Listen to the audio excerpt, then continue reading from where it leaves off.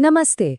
कभी सोचा है कि हम जो कुछ भी सीखते हैं वो हमारे आसपास की दुनिया को, हमारे समाज को कैसे बनाता है? तो चलिए आज इसी सफर पर निकलते हैं और देखते हैं कि एक क्लासरूम से लेकर हमारे संविधान तक सब कुछ आपस में कैसे जुड़ा हुआ है। तो शुरुआत इसी बड़े सवाल से करते हैं। आखिर एक इंसान, एक व्यक्ति समाज का हिस्सा बनता कैसे है? ये सवाल हमें सीखने, समुदाय और एक जिम्मेदार नागरिक होने के सही मतलब तक ले जाएगा। हमारा सफ़र शुरू होता है स्कूल की क्लास से। यहाँ हम उन आइडियाज़ को समझेंगे जिन्होंने सीखने के तरीके को, सोचने के तरीके को हमेशा के लिए बदल दिया है। देखिए, मॉडर्न एजुकेशन में एक बहुत ही अहम आइडिया है जिसे कहते हैं रचनावाद। इसका सीधा सा मतलब यह है कि हम सिर्फ जानकारी को रटते नहीं हैं, बल्कि अपने एक्सपीरियंस से, अपने अनुभवों से अपना ज्ञान खुद बनाते हैं। जैसे एक बच्चा सिर्फ ये रटता नहीं कि आग गर्म होती है, बल्कि उसे महसूस करके सीखता है। और ये जो बदलाव है ना, ये बहुत बड़ा है। पहले की पढ़ाई में सिर्फ रटने पर जोर था, लेकिन अब हम समझते हैं कि असली सीखना तो तब होता है जब हम खुद चीज़ों का मतलब निकालते हैं, अपनी समझ बनाते हैं। और इसी बदलाव के साथ टीचर का रोल भी बदल जाता है।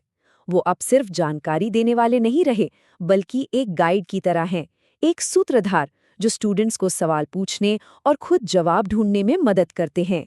इसको प्रैक्टिस में लाने का एक बड़ा मज़ेदार तरीका है पारस्परिक शिक्षण।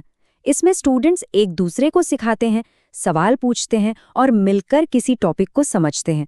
और ये तो हम सब जानते हैं कि जब हम किसी को कुछ सिखाते हैं ना, तो वो चीज़ हमें और भी अच्छे से समझ आती है। तो जब हर स्टूडेंट अपनी रफ्तार से और अपने तरीके से सीखता है, तो इसका मतलब क्या है? इसका मतलब है कि हम एक ऐसे एजुकेशन सिस्टम की तरफ बढ़ रहे हैं जो सच में सबके लिए है।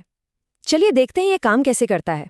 तो गोल ये है कि एक ऐसी क्लास बनाई जाए, एक समावेशी कक्षा, जहां हर बच्चा ये महसूस करे कि वो ज़रूरी है और उसका स्वागत है।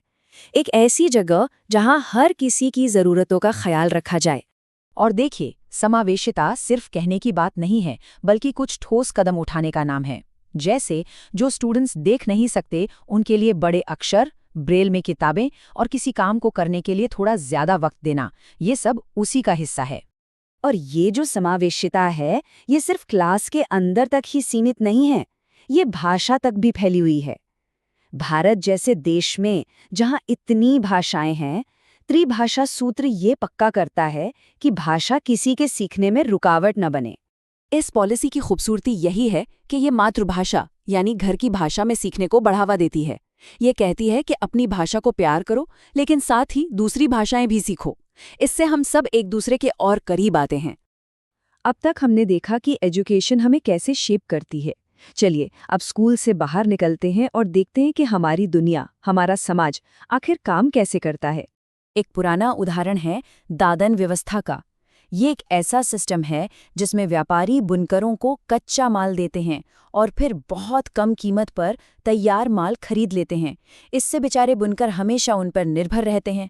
और ये सिस्टम आज भी अलग अलग रूपों में कहीं न कहीं जिंदा है। सिर्फ पैसा ही नहीं, डर जैसी सामाजिक ताकतें भी हमारे समाज को आकार देती हैं।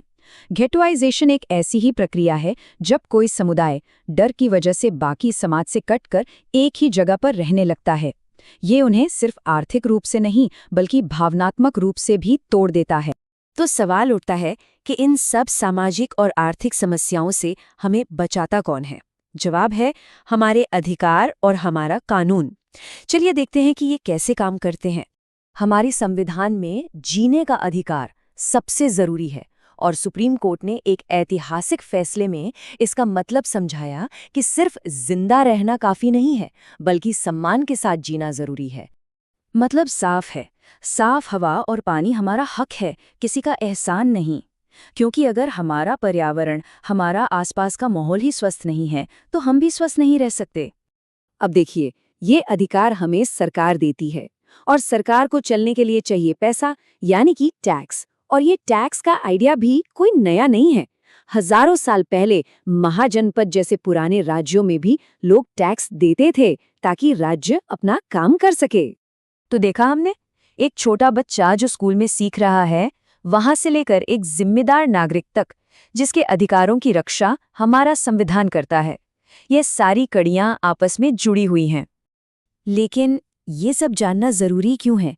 ज़रूरी इसलिए है क्योंकि जब हम अपने समाज और अपने अधिकारों को समझते हैं ना, तभी हम एक बेहतर, एक इंसाफ पसंद दुनिया बना सकते हैं।